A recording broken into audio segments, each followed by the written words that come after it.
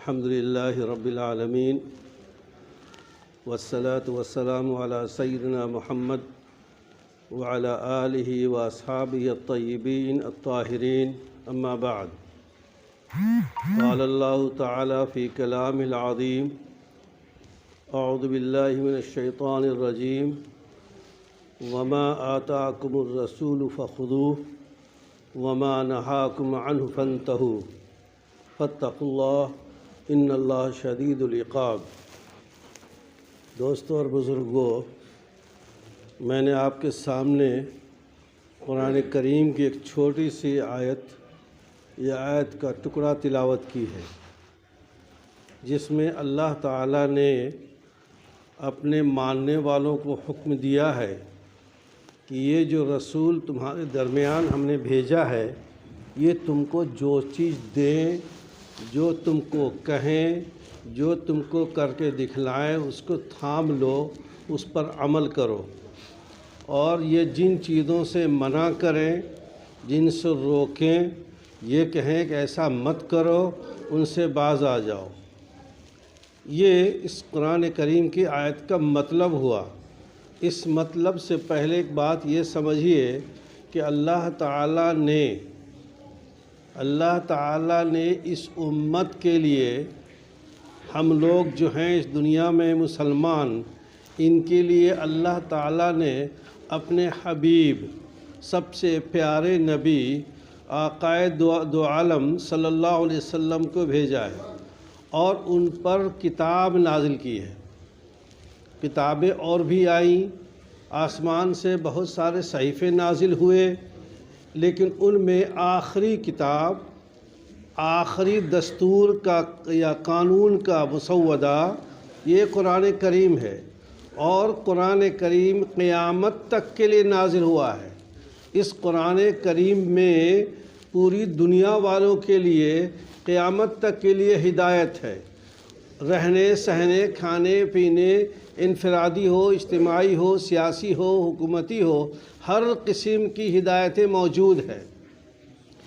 لیکن ایک بات آپ کو معلوم ہے کہ دستور جو ہوتا ہے اس کی زبان مختصر ہوتی ہے، اس کے زبان میں اجمال ہوتا ہے۔ اس زبان میں ذرا سمجھنے کے لیے ہمیں کسی وکیل کی ضرورت پڑتی ہے۔ وکیل ہمیں سمجھائے کہ قانون کی کتاب میں جو دفعہ لکھا ہے اس کا مطلب کیا ہے۔ ٹھیک اسی طریقے سے قرآن کریم کو نازل کرنے کے بعد اللہ تعالیٰ نے رسول اکرم صلی اللہ علیہ وسلم کو اس قرآن کا مطلب سمجھایا، اس قرآن کی تشریح سمجھائی۔ ہمارا مقصد، یعنی اللہ تعالیٰ کہہ رہا ہے کہ ہمارا مقصد قرآن میں اس آیت کا یہ مطلب ہے، یہ کون سمجھائے گا؟ رسول اکرم صلی اللہ علیہ وسلم سمجھائیں گے۔ اس قانون کی تشریح کون کرے گا؟ رسول اکرم صلی اللہ علیہ وسلم کریں گے۔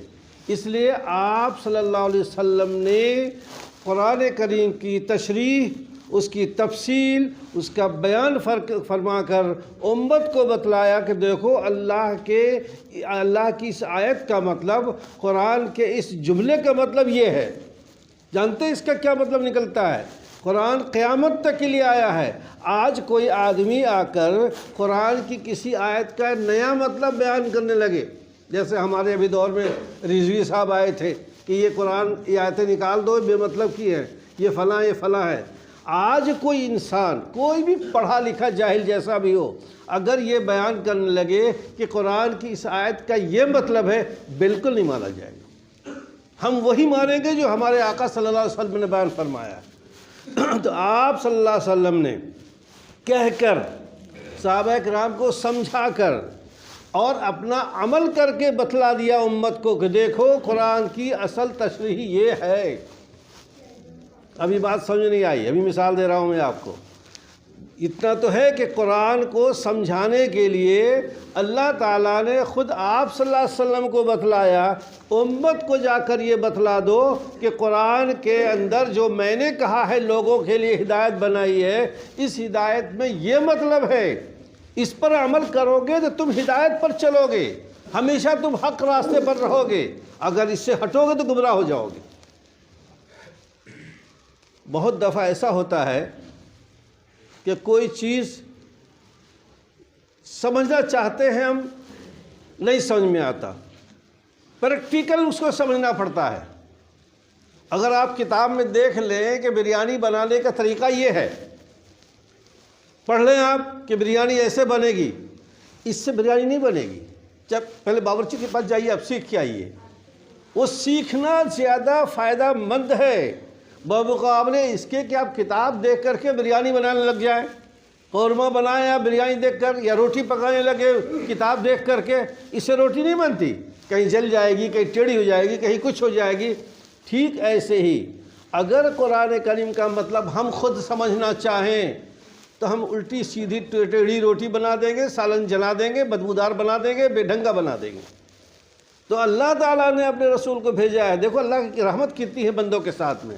اللہ نے دنیا میں سب کو پیدا کیا، ہر دور میں نبی بھیجی، ہر دور میں کتاب بھیجی۔ ہم آخری امت ہے آپ صلی اللہ علیہ وسلم کے، اور اللہ نے آخری نبی کو بھیجا ہے قیامت تک کے لیے، قیامت تک کے لیے آخری نبی کو بھیجا ہے، اور یہ آخری کتاب ہے۔ ہم اس میں گڑبڑ نہیں کریں گے، ہم اس کتاب کا وہی مطلب نکالیں گے جو ہمارے آقا صلی اللہ علیہ وسلم نے بتلایا ہے۔ اب تفصیل میں چلیے آپ۔ مثال کے طور پر قرآن نے کہہ دیا ہے کہ نماز قائم کرو، اقیموا الصلاۃ۔ کتنی بار ہے؟ بہت بار ہے قرآن نے کہا ہے نماز پڑھو، نماز پڑھو، نماز پڑھو، نماز پڑھو۔ نماز کیسے پڑھیں گے؟ نماز ہم کیسے پڑھیں گے؟ ہمیں پتہ ہی نہیں صاحب۔ نماز قبلہ رخ نماز پڑھیں، پورب کر کے رخ نماز پڑھیں گے، اٹھک بیٹھک کیسے کریں گے، کیا کیا دعائیں پڑھیں گے، ہمیں کیا پتہ؟ آپ صلی اللہ علیہ وسلم نے طریقہ بتلایا کہ دیکھو نماز پڑھنے سے پہلے وضو کرو، بدن، کپڑا پاک، جگہ سب پاک صاف ہونا چاہیے، پھر یوں نیت کر کے قبلہ رخ کھڑے ہو کر تم نماز پڑھو۔ اور نماز کتنی پڑھنی ہے؟ قرآن نے کہا اقیموا الصلاۃ، وہاں یہ نہیں کہا کہ تمہیں ظہر کے اثر کتنی پڑھنی ہے، لیکن فجر میں ہمیں 2 رکعت فرض نماز پڑھنی ہے۔ کس نے بتلایا؟ آپ صلی اللہ علیہ وسلم نے بتلایا۔ معلوم یہ ہو کہ جب تک آپ صلی اللہ علیہ وسلم کی رہنمائی نہیں ہوگی ہم قرآن کو نہیں سمجھ پائیں گے۔ قرآن کو سمجھنے کے لیے ہمیں ضرورت ہے آپ صلی اللہ علیہ وسلم کی رہنمائی کی۔ ظہر میں 4 رکعت فرض ہے، 4 سنت ہے، 2 سنت ہے۔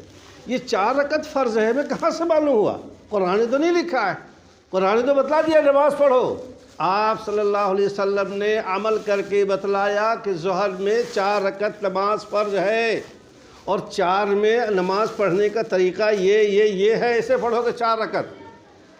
عصر میں بتلایا کہ 4 رکعت نماز فرض ہے، مغرب میں بتلایا کہ 3 رکعت فرض ہے، عشاء میں 4 رکعت نماز فرض ہے۔ یہ سب ملا کے نمازیں ہو گئی ہماری۔ یہ طریقہ ہمیں معلوم کہاں سے ہوا؟ کوئی بدھیمان، کوئی عقل مند، کوئی کتنا بڑا قابل آ جائے اور وہ قرآن پڑھ کر یہ کہے کہ صاحب قرآن میں تو نماز پڑھنے کا حکم دیا گیا ہے، نماز پڑھ لو جیسے بھی چاہو۔ نہیں، ایسا نہیں چلے گا۔ آپ صلی اللہ علیہ وسلم نے باضابطہ 5 وقت کی تعیین کی ہے، اور ہر وقت میں کتنی رکعت نماز پڑھنی آپ نے بتلایا ہے۔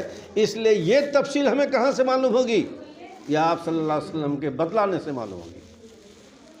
قرآن میں 5 وقت کا ذکر نہیں ہے، علماء بتلاتے ہیں، آپ صلی اللہ علیہ وسلم بتلاتے ہیں کہ 5 وقت ایسے ہے، طلوع شمس کا ہے، دوپہر میں ہے، اور مغرب بعد غروب شمس کے بعد اتنی نماز ہے۔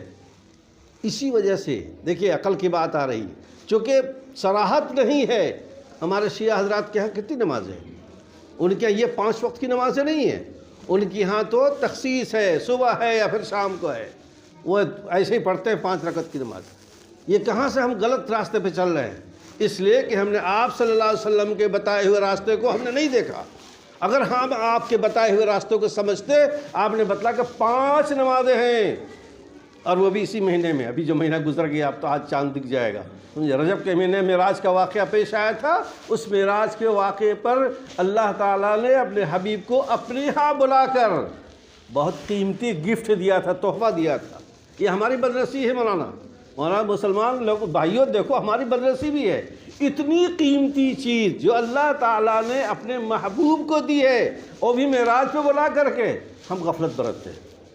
یہ ہماری بدنصیبی ہے، ہم غفلت برتتے ہیں، ورنہ حقیقت میں ہونا چاہیے دنیا کے سارے کام ہم کریں لیکن نماز کو نہ چھوڑیں۔ آپ سارے کام کرو دنیا کے، جتنی بدمعاشیاں کرنے کرو نا، کون منع کر رہا ہے آپ کو؟ آپ کہہ دو گے صاحب ہم پہلوان ہیں، ہم ہمت والے ہیں، بہادر ہیں، ہم یہ کریں، لیکن نماز تو مت چھوڑو کم سے کم ایک ٹائم۔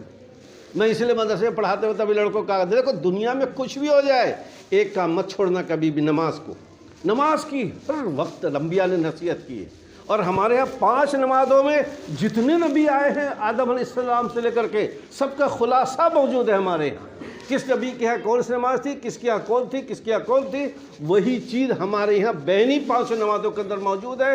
اس لیے ہمارا یہ حکم ہے، ہمارے 5 نمازوں کا جو فریضہ ہے یہ ایسا مجموعہ ہے جس میں تمام انبیاء کرام کی عادت موجود ہے، تمام انبیاء کرام علیہ السلام سے عبادت کا طریقہ موجود ہے۔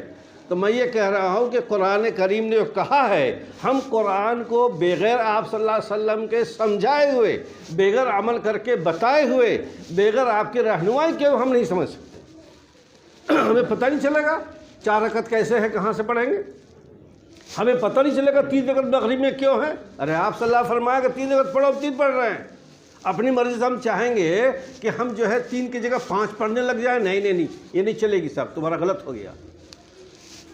فجر کی نماز، کوئی بھی نماز کا ایک وقت متعین ہے، کوئی کہہ لے کہ صاحب نماز تو بڑی بڑھیا عبادت ہے، اللہ کا فریضہ ہے، اللہ خوش ہوتا ہے، اللہ کی عبادت ہو رہی، قربت ہو رہی، اس سے ہم جو ہے پہلے ہی پڑھ لیں گے، زوال سے پہلے ہی پڑھ لیں گے، زوال نہیں پڑھ سکتے۔ کہاں سے معلوم ہوا یہ وہیں سے معلوم ہوا کہ آپ صلی اللہ علیہ وسلم نے عمل کر کے ہمیں بتلایا ہے، بہت تفصیل، ہر چیز میں تفصیل دیکھ لیجئے آپ۔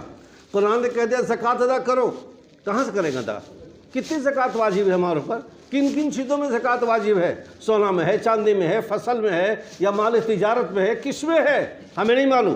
جب آپ صلی اللہ علیہ وسلم کی حدیث پڑھتے ہیں، آپ صلی اللہ علیہ وسلم رہنمائی دیکھتے ہیں، ہمیں وہاں ملتا ہے کہ آپ صلی اللہ علیہ وسلم فرمایا کہ فلاں چیز میں اتنی مقدار کو پہنچ جائے تو زکوٰۃ واجب۔ کہاں سے معلوم ہوا، یہ وہیں سے معلوم ہوا کہ آپ صلی اللہ علیہ وسلم ہمیں رہنمائی فرمائیں گے۔ اب آپ ایک چیز جوڑیے آپ اس کو دونوں کو، ایک طرف اللہ کی کتاب ہے قرآن کریم جو پوری دنیا کے لیے قیامت تک کے لیے رہنمائی کی کتاب ہے، دوسری طرف اس پہ جوڑیے کہ جب تک ہم رسول اکرم صلی اللہ علیہ وسلم کی حدیث کو، آپ کی تشریح کو، آپ کی سنت کو اس کے ساتھ نہیں جوڑیں گے ہم ہدایت پر نہیں رہ سکتے۔ جب تک ہم اس کو نہیں ملائیں گے قرآن کے ساتھ میں، جب تک ہم ہدایت پر نہیں رہ سکتے ہیں، اسلام پر نہیں رہ سکتے ہیں، ہمیں کامیابی نہیں ملے گی۔ اسی چیز کو دوسری جگہ قرآن کریم نے ایک جگہ نہیں کتنی جگہ کہا، اطیعوا اللہ و اطیعوا الرسول، میں اطیع اللہ و رسول، کہ دیکھو مومنو، اللہ کی اطاعت کرو گے رسول کی اطاعت ہوگی، رسول کی اطاعت کرو گے اللہ کی اطاعت ہوگی، اللہ نے بتلا دیا ہے۔ اس لیے ہم کوئی اگر آدمی یہ کہتا ہے ہم قرآن ہے، دنیا میں موجود ایسے لوگ، ہم صرف قرآن کو مانتے ہیں جو پکی کتاب ہے قیامت تک کے لیے آیا ہے، حدیث کو نہیں مانتے، حدیث تو بہت بعد میں آئی، اور پتہ نہیں حدیث کیسی آئی نہیں آئی نہیں معلوم، گمراہ فرقہ ہے، یہ اپنے آپ کو اہل قرآن کرتا ہے، اور موجود ہے اس دور میں بھی۔ لوگ تو کہتے ہیں ہمارے علاقے میں، دلی میں موجود کے علاقے میں تھا کوئی اہل قرآن میں سے، موجود ہے اس دور میں بھی۔ اس لیے میں صاف طور پر کہہ رہا ہوں کہ جب تک قرآن کریم کی تشریح سنت نبویہ سے ہے، آپ صلی اللہ علیہ وسلم کے قول اور عمل سے ہے، جب تک اس کو نہیں ملائیں گے ہم قرآن کو نہیں سمجھ پائیں گے۔ کوئی بھی شریعت کا حکم اٹھا کے دیکھ لو، میں تو مثال دی، ہم لوگ نماز پڑھتے ہیں یا زکوٰۃ دیتے ہیں، باقی آپ حج کا دیکھ لو، حج کے اندر کتنے مسائل ہیں، یہ جتنے بھی مسائل حکومت کرنے کا طریقہ ہو، سیاسی ہو، فلاح ہو، سب میں آپ صلی اللہ علیہ وسلم نے رہنمائی بتائی ہے، موجود ہے۔ اگر ہم اس کو نہیں ملائیں گے تو ہم ہدایت تک نہیں پہنچ سکتے۔ اب 2 چیزیں ہمارے سامنے کھل کر کے آ گئی، اللہ کی اطاعت، رسول کی اطاعت، رسول کی اطاعت، اللہ کی اطاعت۔ اللہ کی فرما برداری ہم کریں گے، کب کریں گے اللہ کی فرما برداری؟ جبکہ رسول اکرم صلی اللہ علیہ وسلم کے بتائے ہوئے راستے پہ چلیں گے اور آپ کی اطاعت کریں گے۔ رسول صلی اللہ علیہ وسلم کی اطاعت ہم کریں گے، کس کی اطاعت ہوگی؟ اللہ کی اطاعت ہوگی۔ اس لیے 2 چیزیں ہمارے سامنے آ گئی، جہاں قرآن کریم ہے وہیں ساتھ ساتھ آپ صلی اللہ علیہ وسلم کی، آپ کچھ بھی الفاظ تعبیر کیجیے، ہم لوگ پڑھانے والے ہیں تو پڑھنے والے کہتے ہیں سنت ہے، کتاب اللہ اور سنت رسول ہے، لیکن آپ جو کہہ سکتے ہیں کہ آپ صلی اللہ علیہ وسلم نے کہہ کر عمل کروایا، خود عمل کر کے صحابہ کرام کو بتلایا اور تشریح فرمائی، تفصیل فرمائی کہ اس آیت کے اندر اس آیت کا یہ مطلب ہے، جو آپ نے فرمایا ہے وہی ہمارے لیے ماننا ضروری ہے۔ اگر اس سے ہم ہٹ جاتے ہیں تو اس صورت میں ہم گمراہی کی طرف چلے جائیں گے۔ اللہ رب العالمین سے دعا کیجئے کتاب اللہ قرآن کریم اور آپ کے بیان کردہ تشریح سنت رسول صلی اللہ علیہ وسلم پر ہم سب کو عمل کرنے کی توفیق عطا فرمائے وصلی اللہ علی سیدنا محمد وعلی آلہ وصحبہ اجمعین برحمتک یا رب۔